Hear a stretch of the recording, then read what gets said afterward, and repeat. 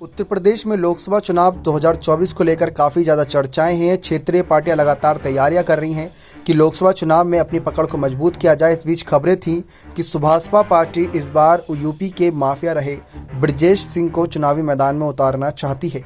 इन्हीं सब खबरों के बीच ओपी राजभर के बेटे का बड़ा बयान सामने आया है। दरअसल सुभाषपा के राष्ट्रीय महासचिव अरविंद राजभर ने माफिया ब्रजेश सिंह के 2024 चुनाव लड़ने को बयान दिया। वह अपनी पार्टी की ओर से आयोजित कार्यक्रम में हिस्सा लेने गुरुवार को गाजीपुर आए थे। इस दौरान मीडिया से बातचीत में उन्होंने अपनी पार्टी के राष्ट्रीय अध्यक्ष ओपी राजभर से अलग लाइन लेते हुए बयान दिया। अरविंद के अनुसार उनकी पार्टी ब्रजेश सिंह को गाजीपुर से चुनाव लड़ाने को लेकर विचार नहीं कर रही। ब्रजेश सिंह को चुनाव लड़ाने का निर्णय एनडीए गठबंधन को लेना है, न कि उनकी पार्टी सुभाषपा को। उनकी पार्टी को एनडीए गठबंधन से 5 लोकसभा सीटें की दरकार है। अब देखा जाए तो इनका ये बयान अपने पिता ओपी राजभर के बयान से अलग नजर आया।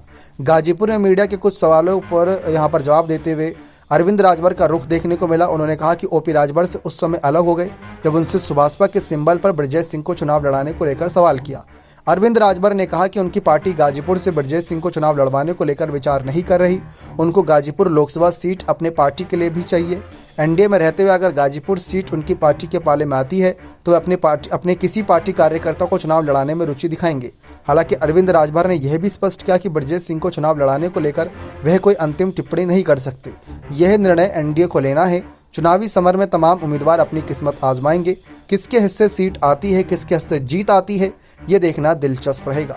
लेकिन इस बात से सहमत नहीं है कि पार्टी से ब्रजेश सिंह, धनंजय सिंह सरीखे के लोगों को चुनाव लड़वाया जाए। वहीं एक और सवाल का जवाब में अरविंद राजभर ने कहा कि उनकी पार्टी को एनडीए गठबंधन से पूर्वांचल की 5 लोकसभा सीटों की दरकार है, जो कि एक बड़ा मुश्किल काम रहेगा क्योंकि अकेले ही बीजेपी 70 सीटों पर अपनी दावेदारी बोलना चाहती है। तो चर्चा हो रही है कि कैसे क्या आगे रणनीति बने, लेकिन इन सब में अगर देखा जाए से बड़े चेहरों को उतारा जाएगा तो अखिलेश के लिए नुकसान हो सकता है, क्योंकि फिर ऐसे में इन सब बड़े चेहरों का सामना करना अखिलेश के हर नेताओं के लिए बड़ा मुश्किल रहेगा। पिछली बार तो गाजीपुर सीट सपा बसपा के गठबंधन में थी तो वह सीट बसपा को मिली थी और अफजाल अंसारी ने सीट जीती, लेकिन सजा मिलने के बाद उनको दोषी पाया गया और ये उनकी सांसद सदस्यता छीन ली गई।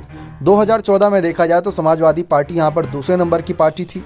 इस नज़रिए से 2019 में उनको ही चुनाव लड़ना चाहिए था इस सीट से, लेकिन तब बीएसपी ही खाते में गई थी। अब अखिलेश इस सीट पर दोबारा दावेदारी पेश करेंगे, लेकिन एसबीएसपी यानी कि सुभाषपा पार्टी अगर सामने रहेगी तो उनके लिए बड़ी चुनौती मानी जाएगी।